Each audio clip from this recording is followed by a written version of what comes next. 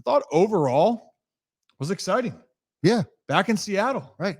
You know, it's funny. They were saying about Seattle, oh, it's been so long coming back. And that kind of touches Orioles fans because the Camden Yards last hosted an All-Star game in 1993. Yeah.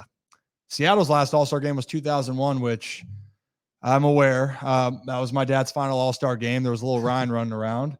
But yeah, Brad, just opening thoughts of it.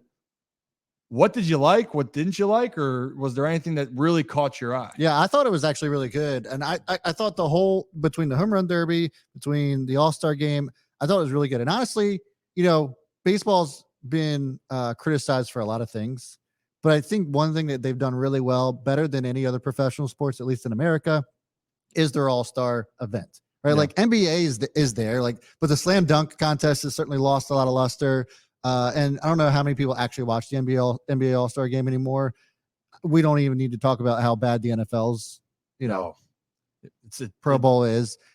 It's more like an accolade than an actual event. Well, now it's not even, they just got rid of everything. Right. Like it's non-existent. And that's been a constant battle. But to your point, the All-Star game, baseball, there feels like there's more things. The two events growing up was, for me, home run derby. Yep. And then for the other All-Star game was the NBA dunk contest. Yeah. Yeah.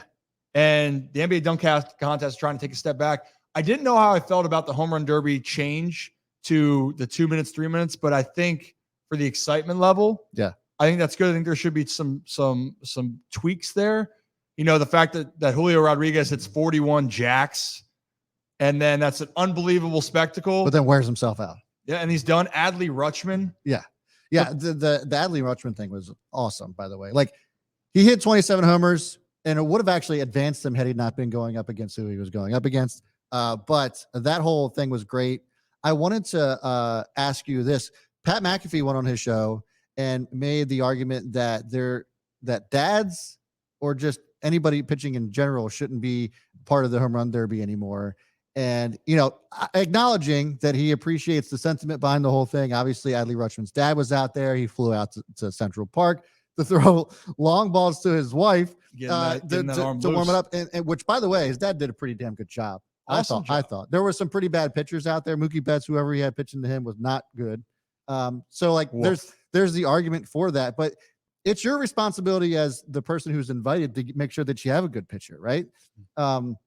But he was making the argument that maybe it should be like a pitching machine or something like that to make it more, I guess, competitive. But I don't know. You start doing those types of things, and it does take away from the event, in my opinion, I think. Yeah, no, you want to keep the human element. And this is why, in some cases, even though it's more home runs, I think people think it's going to be more exciting, which, hey, who doesn't like seeing a ball get jacked out? Right. But, you know, the one most impressive one, like people go back to, I mean, you talked about, people show the Ken Griffey Jr. hitting the warehouse. It feels every like time. Every single time that the All-Star game comes up in its home run derby, whammy, there's Ken Griffey Jr. hitting. Oh, he hit the warehouse. No way. I just saw that for the 300th time. Yeah. Incredible feat. I'm not knocking that. Josh Hamilton, when it was 10 outs, yes, meaning you had to be very particular. And yeah, that took longer. Yeah. But he had 28 home runs with only being able to have 10 balls not leave the yard. Right. So like that to me is still an element that would be interesting. Because in the first round, too, the only reason with the Derby that if I'd want to change, I love the personalities. I love that everyone's excited. But to see Adley's moment, and Adley went 7 of 8 from the right side. I was just about to say that, yeah. And then because it's the first round, you have Luis Robert, who is one of the most physically gifted, talented, and funny, or not funny story, quick story about Luis Robert.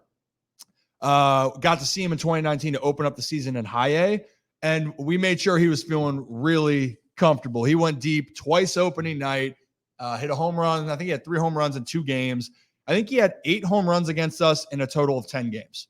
So like I saw that power on display, and he was a machine in the first round. It looks effortless. It kind of reminded me of like old school Chris Davis, who just like didn't look like he was even really swinging the bat, and it just went out. Yeah. That's what he looked like. Yeah. So that's the only thing is because then it was so impressive what Julio Rodriguez did. And the thing is, it really becomes a stamina contest at the end of the day. Is like, how can you take your time and relax? But at the same time, you don't know if someone's going to hit 41 home runs. Right. Because later as it went, you saw that the numbers started to drop because guys couldn't keep up with it. Yeah. I think that if you went first, that you're at an extreme disadvantage because you have no idea how many homers you need to hit in order to, out homer the next guy, the guy you're going up against. But even as it goes on, you knew that number was going to drop. Like Vlad won with 25, I believe was the number. Somewhere around. Yeah. But again, it becomes who's the least fatigued. But overall, I love the personalities being shown. I love them trying to do more interviews on the field. Yep.